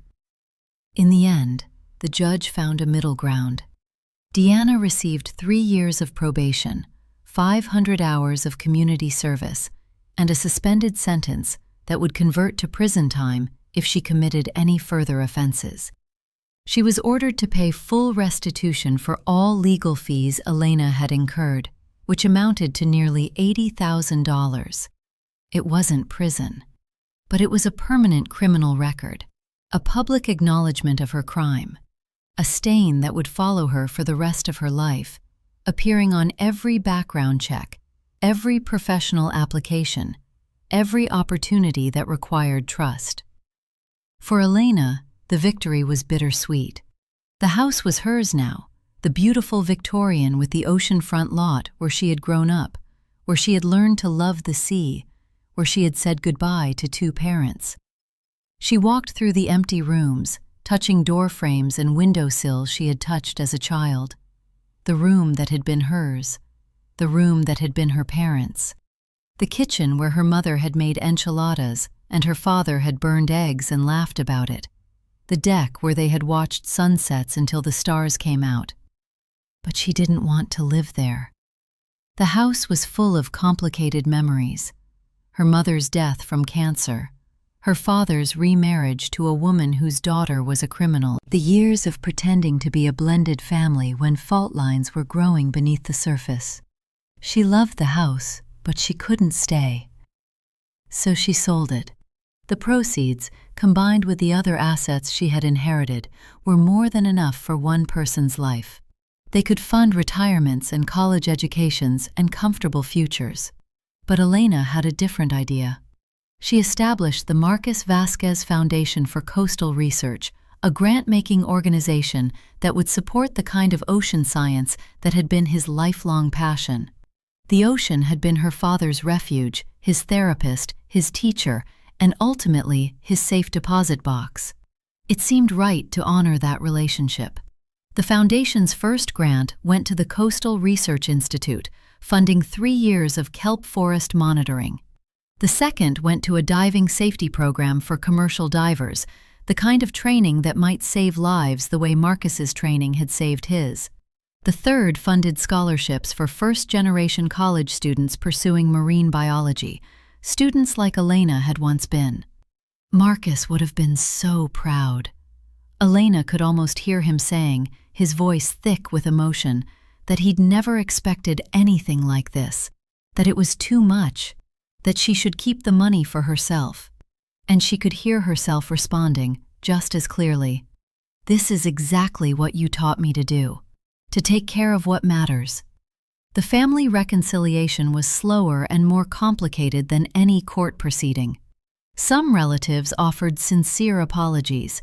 They came to Elena individually, faces red with shame, and spoke about how convincing Deanna had been, how they had wanted to believe family, how they regretted the things they had said at the intervention.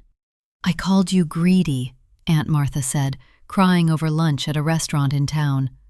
"I said you were trying to steal what wasn't yours. I'm so sorry, Elena. I should have asked more questions. I should have trusted you." Elena listened to each apology carefully.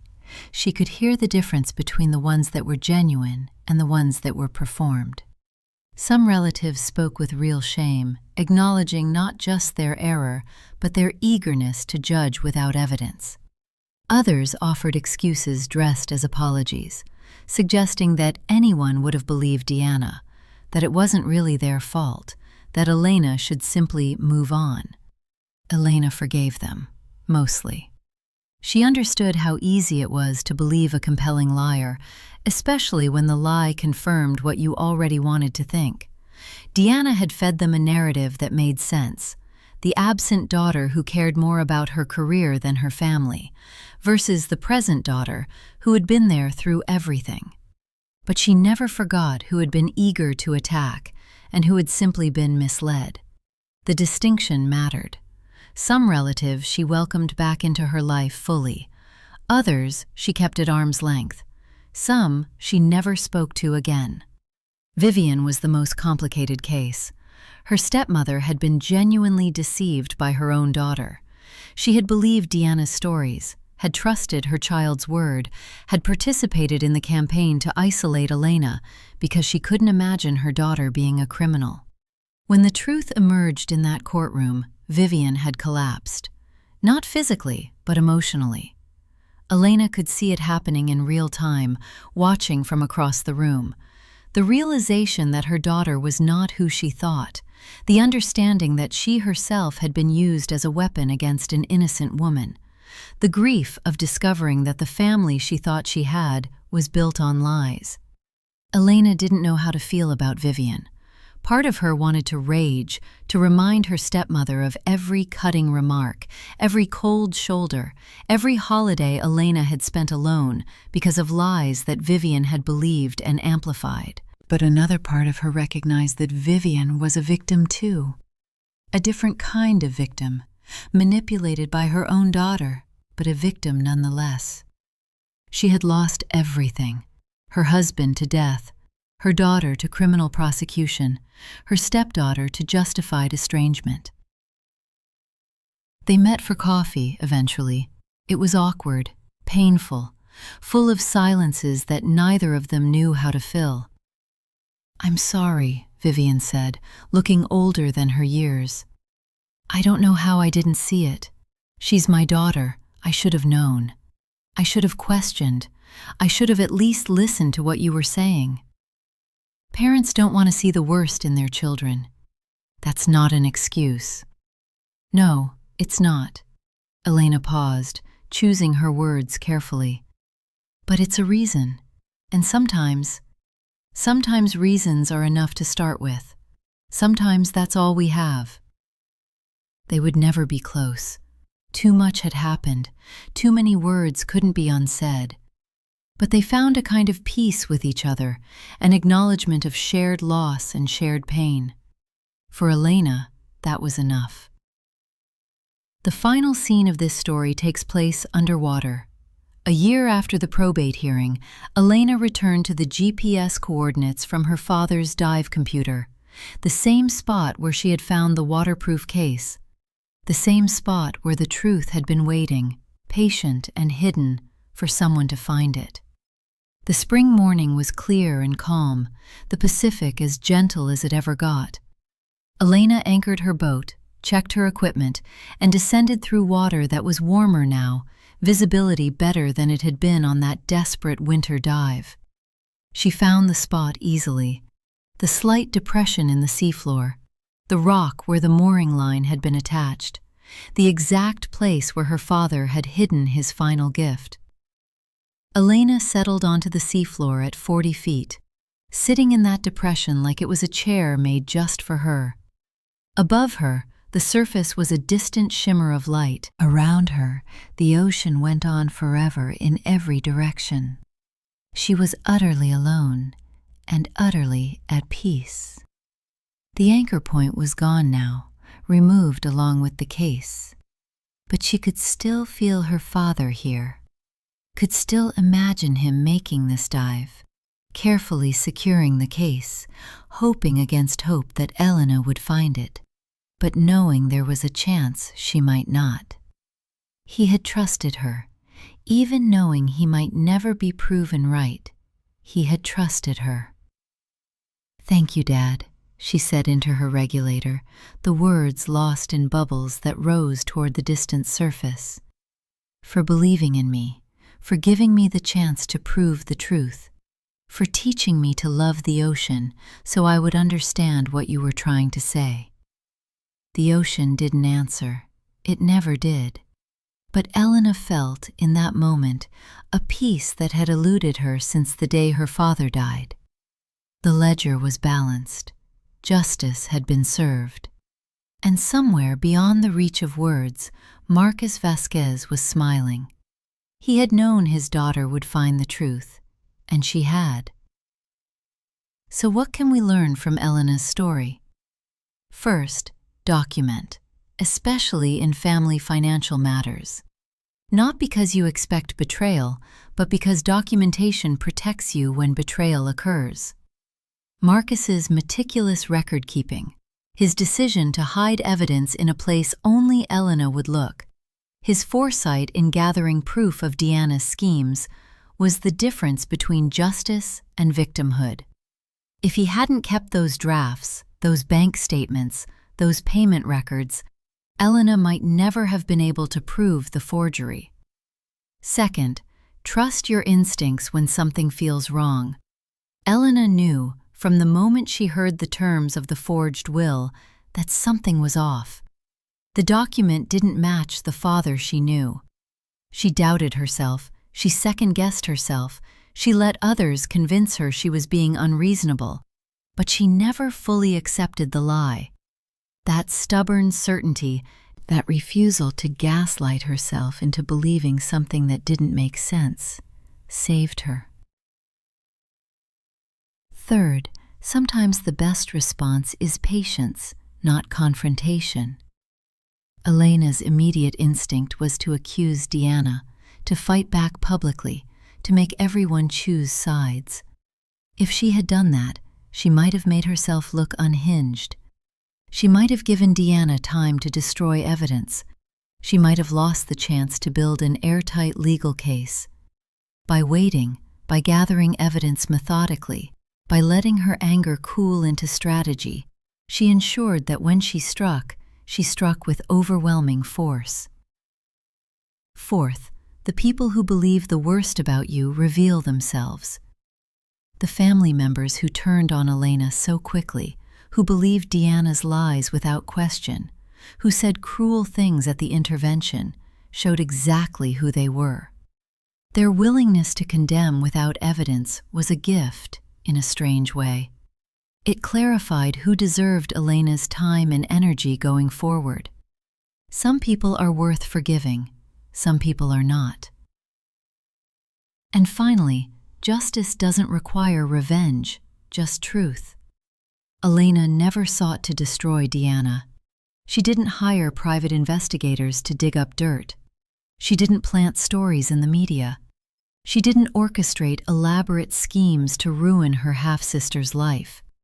She simply found the truth, presented it to the proper authorities, and let the consequences unfold naturally. The truth was enough. The truth is always enough. Because lies need oxygen to survive. They need active maintenance, constant reinforcement, and ongoing effort to keep the deception alive. Liars have to remember what they said and to whom. They have to adjust their stories as circumstances change. They have to work every single day to keep their house of cards from collapsing. But truth? Truth can hold its breath longer than lies can hide. Truth doesn't need maintenance or protection. It just waits, in a waterproof case, at the bottom of the ocean.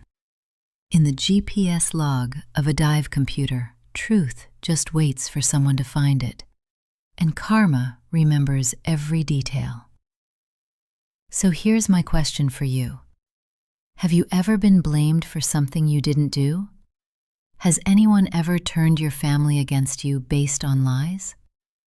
How did the truth eventually come out? Drop your story in the comments below. I read every single one, And sometimes the stories you share are as powerful as the ones I tell. Sometimes they're more powerful because they're real. If this was your first time here, consider subscribing. Every week, I share stories like Elena's. Stories about ordinary people who face extraordinary injustice, and about the patient, persistent way that karma eventually settles its accounts. And if Elena's story resonated with you, share it with someone who needs to hear it. Someone who's waiting for justice. Someone who's being gaslit by family. Someone who needs to be reminded that the truth is worth fighting for, even when everyone around you insists you're wrong. Another chapter in the Book of Consequences. Stay wise, stay watching, and until next time, watch your ledger. The universe keeps perfect records, and karma never forgets.